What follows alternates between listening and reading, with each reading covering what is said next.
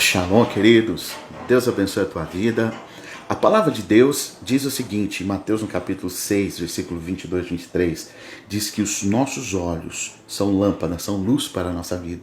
Então, se os meus olhos forem bons, o meu corpo será luminoso. Mas se os meus olhos forem maus, o meu corpo será trevas. E nós vivemos um tempo, querido, de tanto sensacionalismo, de coisas ruins. É tão claro e tão nítido ver que as notícias ruins, elas têm muito mais valor do que aquilo que traz esperança e coisas boas, né? Nós ligamos a TV, nós vamos para a rede social e tudo que a gente ouve são coisas ruins. O que me chama a atenção é sobre a igreja. As pessoas que andam pela fé, que vivem pela fé, que já receberam milagres de Deus, que já vivenciaram tantas coisas e estão perdendo o foco de uma visão espiritual e sendo movido pelas notícias ruins. O que me levou muito a fazer essa live foi uma foto que uma pastora da nossa igreja postou nos nossos grupos, onde havia supermercados lotados, filas de banco lotadas, lotérica lotada, porém uma foto da igreja vazia, muito vazia. Isso me preocupou, e me levou a alguns dados, algumas informações da minha cidade, que é aqui Poços de Caldas. 152 mil habitantes a nossa cidade. Nós temos hoje, atualmente, 32 casos de coronavírus. Desses 32 casos, nós tivemos 24 casos de que foram curados. Entre os 8 restantes, nós temos 5 casos, 2 estão na UTI, 3 estão em isolamento e 3, infelizmente, veio a óbito, e são de pessoas que viajaram para fora, fizeram cruzeiros marítimos, enfim. Bom, trazendo para a nossa realidade aqui, para você entender um dado muito concreto e muito importante você entender isso agora.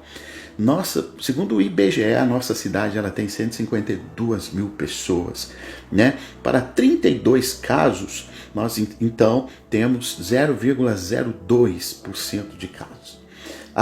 Então, mas se nós formos levar em conta os 24 que foram curados, então nós temos 8 casos. Então, esse dado ele fica menor ainda, 0,005.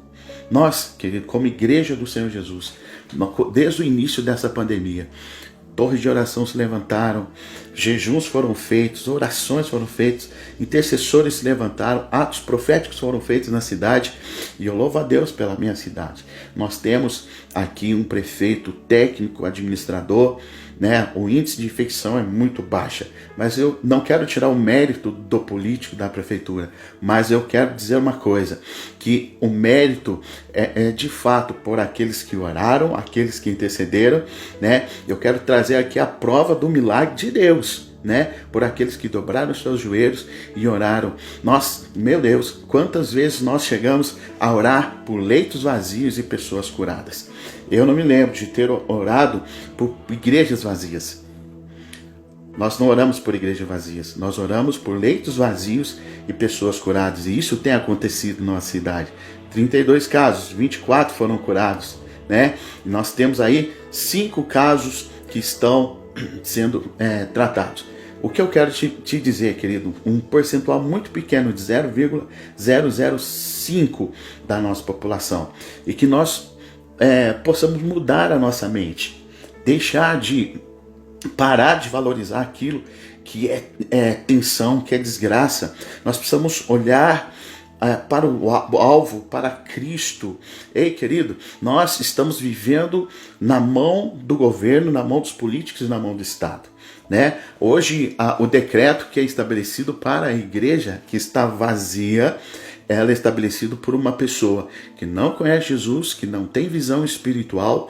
E aqui na minha cidade uma coisa muito triste aconteceu. Os bares, eles tiveram mais importância do que a igreja. A igreja ficou com um decreto de 20% apenas, com pessoas com máscaras. Os nossos anciãos acima de 60 anos não podem frequentar. As nossas crianças abaixo de 12 anos não podem frequentar. Também as pessoas do risco, né? Nós levando em conta que 10% da população tem algum problema pulmonar, isso são dados, né? Principalmente dados, doenças asmáticas. Então você imagina, né? De 152 mil, 1.520 pessoas no mínimo na cidade tem problema com asma. Então nós precisamos ter um discernimento espiritual para essas coisas, de que estão tentando institucionalizar, humanizar a igreja, né? E infelizmente muitos irmãos estão entrando nessa linha dos olhos maus e das trevas no coração. A religiosidade são duas coisas. O ímpio, aquele que não conhece Jesus, né, que está tentando, que coloca e assina decretos, né, para a igreja, a noiva de Jesus, sem nenhuma percepção da intencionalidade da igreja, do quanto é necessário e importante a igreja com as portas abertas, as pessoas frequentando, né? Logicamente, não somos nécios, nós vamos respeitar distanciamento social, né? A higienização do templo, das mãos das pessoas, álcool gel na porta, mas quem de fato pode falar sobre a igreja são aqueles que oram. Aqueles que oram. E infelizmente tiraram os nossos anciãos, que são a maturidade da igreja, são a coluna da igreja, são aqueles que oram, aqueles que amam. O presbitério, sim, aqueles que aconselham. Então a igreja foi retirada da igreja esse povo. Também foi retirada da igreja as crianças, que é o futuro da igreja, né? Se nós olharmos a igreja a um plano à frente, são o futuro da igreja. Isso, de fato, é um golpe espiritual profundo na vida da noiva. Então, querido, eu quero chamar muito a tua atenção, porque talvez você esteja se enquadrando num quadro religioso. Aquele que entende a Bíblia, conhece a palavra, mas não está tendo percepção espiritual das coisas, né? A Bíblia, ela me relata, isso me chama muita atenção, de duas coisas: do ventre preguiçoso e da madre estéril. A madre estéril é aquela que quer gerar, quer ter filho, mas ela não pode ter filho. E o ventre preguiçoso é aquele que pode, mas não quer. A madre estéril é a que quer, mas não pode. Mas o ventre preguiçoso é o que pode, mas não quer. Por que eu estou te chamando a tua atenção? Porque esse é o tempo de nós entendermos no mundo espiritual a guerra. É o tempo de nós entendermos no mundo espiritual o nosso posicionamento.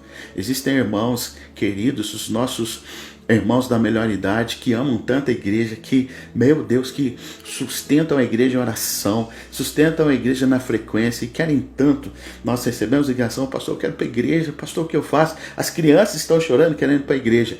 E muitos que podem estar na igreja, muitos que podem estar na igreja, então preferem entrar no jogo do sensacionalismo da mídia e muitas vezes entrar nesse jogo da religiosidade, do pânico que essa informação da mídia traz aos nossos corações para poder então enfraquecer a igreja. A igreja, ela precisa nesses dias de José de Arimateia. Quem é José de Arimateia? Foi aquele que, quando Jesus estava crucificado na cruz do Calvário, depois das 3 da tarde, naquela sexta-feira da paixão, ele foi diante de Pilatos e falou: deixa eu cuidar do corpo. Permita eu cuidar do corpo do meu mestre. Ele então pegou o corpo de Jesus, ele preparou ali um sepulcro, ele então comprou um manto de linho fino e então envolveu o corpo de Jesus e cuidou do corpo. Por que eu digo isso? Porque o corpo de Cristo é a igreja, né?